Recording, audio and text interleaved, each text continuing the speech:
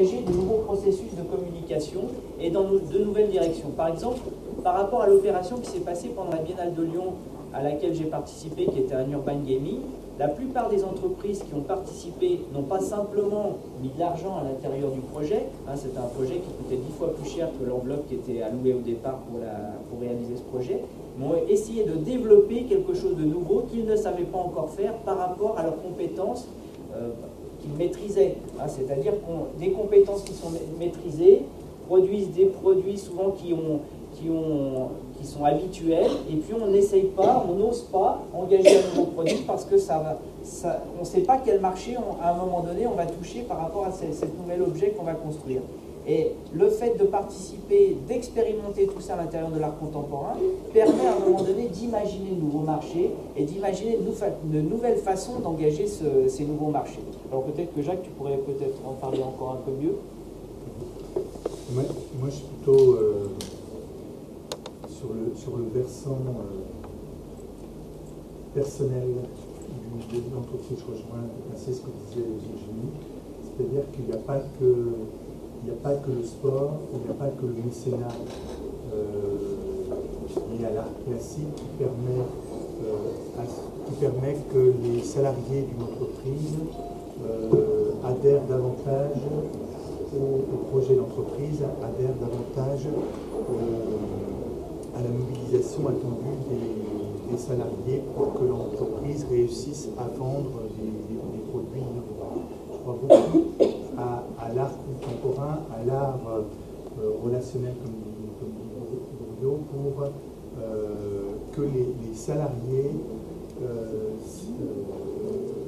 soient perturbés, créent des nouvelles formes de relations entre eux, et tout cela joue pour pour une meilleure, en ces temps difficiles, pour une meilleure implication des salariés.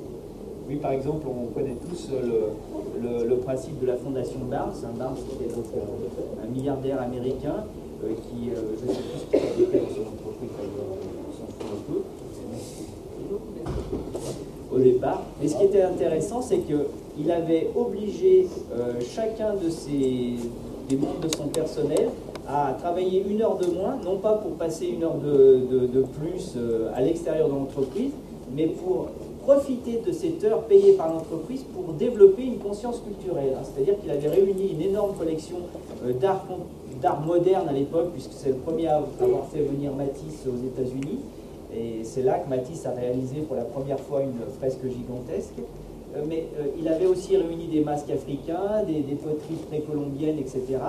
Et ça permettait à un moment donné d'avoir une conscience, non pas simplement, comme tu disais, de la fabrication d'un produit à l'intérieur d'un processus industriel, mais de comprendre comment peut-être l'entreprise en elle-même faisait partie d'un ensemble social.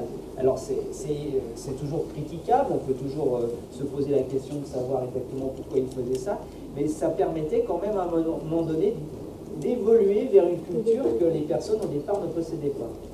Et là aussi c'est important par rapport à ce qui se passe avec ACT, alors tu vas pouvoir en parler, mais moi ce qui m'avait vraiment surpris la première fois que j'avais entendu parler de ACT, c'est que les personnes qui m'en ont parlé, c'est pas par rapport au circuit de communication artistique que j'ai pu rencontrer cette manifestation, mais par les personnes de l'IMUS qui m'ont dit « Ah, est-ce que tu as vu ce qui se passe dans les vallées de Thônes? J'ai pu voir des choses avec mes enfants, c'est super, tu devrais aller voir, etc. » Alors peut-être qu'Alain, tu peux en parler plus des premières manifestations qui sont déroulées. Alors j'ai préparé quelques diapos pour vous imaginer un peu ça, dans la mesure où vous ne connaissez peut-être pas forcément, je le retrouve.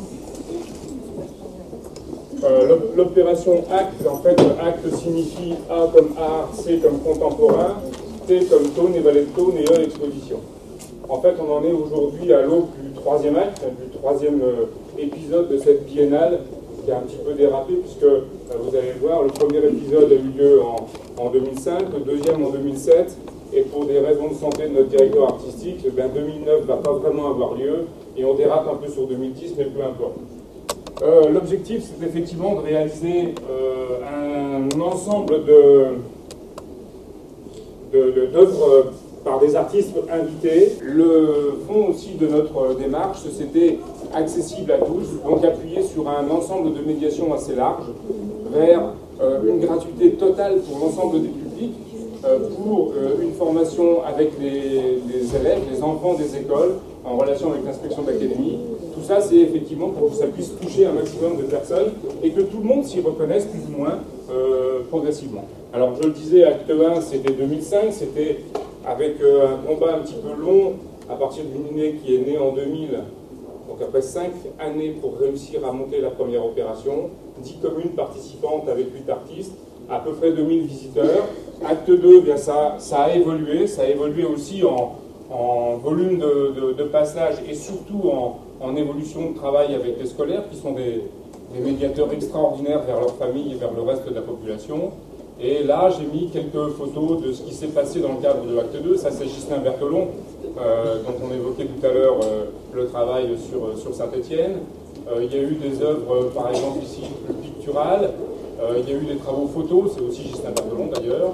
Il y a eu des installations avec des panneaux dans la nature, des mémorials particuliers au bord de la route, des installations où le public était invité à vivre quelque chose de particulier, enfin tout un tas de travaux au travers de ces 6 artistes invités qui ont jalonné l'ensemble des communes participantes dans un parcours qui permettait en même temps de découvrir les communes, découvrir le patrimoine habituel des communes, mais aussi s'ouvrir à l'art contemporain, s'ouvrir à cette nouveauté.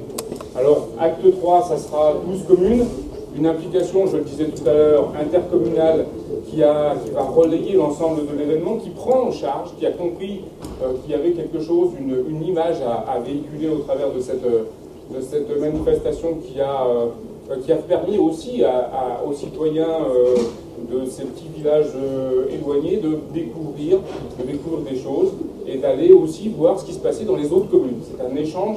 En fait, finalement, on crée du lien dans cette manifestation. Donc, une dizaine d'artistes, la reconduction du travail avec les scolaires, et puis, pour rejoindre ce que disait Virginie tout à l'heure, une relation maintenant vers le monde de l'entreprise, puisqu'on a permis à l'association d'être reconnue d'utilité publique et d'avoir la possibilité de travailler avec les entreprises sous la forme du mécénat culturel. Donc pour dire à quoi ça ressemble Acte, c'est quand même un territoire de 13 communes au total, donc au cœur de la Haute-Savoie, avec un panel d'artistes. Alors ce que vous voyez ici, tout n'est pas encore complètement fixé, il y a encore des choses qui sont encore un petit peu inconnues, mais globalement des réalisations dans cet ensemble d'à peu près 20 km de rayon autour de Thônes, dans les 3 vallées, vers le nord, vers Annecy et vers le sud.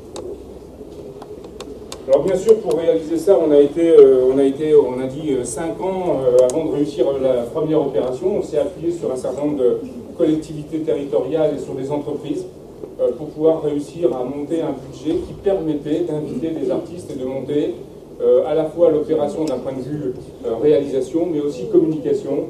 Et là, on a une vraie volonté d'améliorer la communication, d'autant qu'effectivement, les collectivités territoriales ont pris à leur compte ce vrai paramètre de développement local. Donc, vous voyez l'ensemble des partenaires, en haut les collectivités territoriales et en bas les entreprises, avec la création d'un club d'entreprises mécènes, à la fois pour celles entreprises des vallées de Thônes, mais aussi hors vallée, puisqu'on aura des mécènes extérieurs qui vont participer au financement de l'opération.